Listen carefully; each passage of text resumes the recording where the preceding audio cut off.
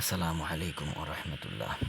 আজকের এই ভিডিওতে 2 এর বিভিন্ন সংখ্যার 2 এর পরিপূরক বের করব, অর্থাৎ টুস কমপ্লিমেন্ট আমরা এখানে নির্ণয় করব। 2 এর পরিপূরক কেন প্রয়োজন? আমরা সাধারণত যে কোনো ধনাত্মক সংখ্যার বাইনারি সাধারণ নিয়মে করতে পারি, কিন্তু ঋণাত্মক সংখ্যার বাইনারি সাধারণ নিয়মে করা যায় না। তাই ঋণাত্মক সংখ্যার বাইনারি বের করার জন্য 2 এর পরিপূরক বা টুস কমপ্লিমেন্ট ব্যবহার করা হয়।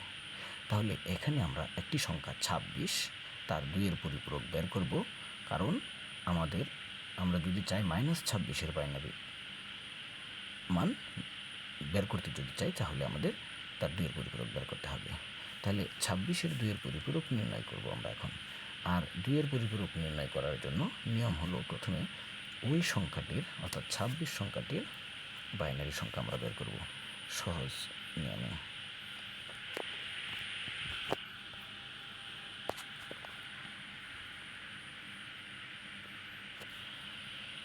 অর্থাৎ 26, 1, 2, 4, 8, 16। এখানে 16 এবং 8 24, আর 4 মিলে বেশি হয়ে যায়, আর 2 26। তাহলে এই অঙ্কগুলোতে 1 হবে, বাকি যে সংখ্যাগুলোর প্রয়োজন নয় সেগুলোতে 0 হবে। কিন্তু 2 এর পরিপূরক বের করার জন্য সংখ্যাটিকে 8 বিট রেজিস্টারে সাজাতে হবে। তাহলে এখানে 5টি বিট আছে এবং বামে 3টি শূন্য দিয়ে 8 বিট রেজিস্টারে সাজানো হলো। এবং যদি সেই অঙ্কগুলোর কমপ্লিমেন্ট, অর্থাৎ যদি বিপরীত অঙ্ক নিই, অর্থাৎ শূন্য যেখানে সেখানে 1 এবং 1-এর জায়গায় 0 নিই, তাহলে সংখ্যাটি হবে 1-এর পরিপূরক। তাহলে আমরা 0 0 0, এখানে আছে 1 1 1 নেব, 1 1 আছে, এখানে 0 0 নেব, 0 আছে 1 নেব, 1 আছে 0 নেব, 0 আছে 1 নেব, তাহলে 1-এর পরিপূরক হবে। এবং 1-এর পরিপূরক যে সংখ্যাটি হবে তার সাথে যদি আমরা 1 যোগ করি, তাহলে যে সংখ্যা পাওয়া যাবে তাই হবে 2 এর পরিপূরক। এটাই হবে 2 এর পরিপূরক। অর্থাৎ 1 1 2, 2 থেকে 2 বাদ, তাহলে 0 হবে, এবং 2 বাদ দেওয়ার জন্য হাতের 1 এবং 0 যোগ করলে 1। আর এখানে নিচে আর কোনো সংখ্যা না থাকে, আমরা সরাসরি সংখ্যাগুলো লিখে নেব 0 0 1 1 এবং 1। এবং এখানে এই 2 এর পরিপূরক যে সংখ্যাটি, এর সর্বশেষ অর্থাৎ ডান থেকে বাম দিকে গুণে গেলে 8 নাম্বার, অর্থাৎ অষ্টম যে বিট, সেই অষ্টম বিটকে বলা হয় চিহ্ন বিট। এটার কারণ চিহ্ন বিট এই জন্যই বলা হয়, কারণ এই বিটটির উপরে নির্ভর করে সংখ্যাটির মান কি ধনাত্মক না ঋণাত্মক হবে। যদি এই চিহ্ন বিট অর্থাৎ অষ্টম ডিজিট যদি 1 হয়, তাহলে অবশ্যই এই বাইনারি সংখ্যাটির দশমিক মান হবে ঋণাত্মক। আর যদি 0 হয়, তাহলে দশমিক মান হবে ধনাত্মক। যেহেতু এখানে 1 চিহ্ন বিট, তাই ফলাফল ঋণাত্মক হবে।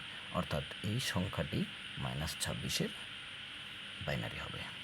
ঠিক তেমনি যদি আমরা 13-এর 2 এর পরিপূরক নির্ণয় করি, তাহলে প্রথমে 13কে বাইনারি সংখ্যায় রূপান্তর করব। 1 2 4 8, 8 এবং 4 12, 8 1 13। তাহলে 2 এর প্রয়োজন নাই, 2 এর ঘরে 0 হবে, অর্থাৎ 1 0 1 1।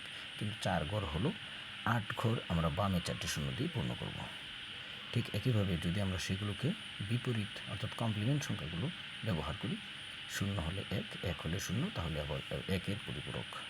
এবং এই 1-এর পরিপূরকের সাথে যদি 1 যোগ করা হয়, তাহলে যে সংখ্যাটি পাওয়া যাবে, তাহলে সেই সংখ্যাটি হবে 2 এর পরিপূরক।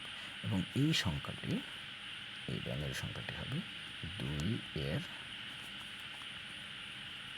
পরিপূরক।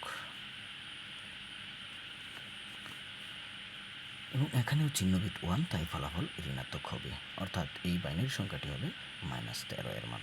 সুতরাং আমরা ঋণাত্মক সংখ্যার বাইনারি বের করার জন্যই 2 এর পরিপূরক ব্যবহার করব। ধন্যবাদ আজকের এই ভিডিওতে। আসসালামু আলাইকুম।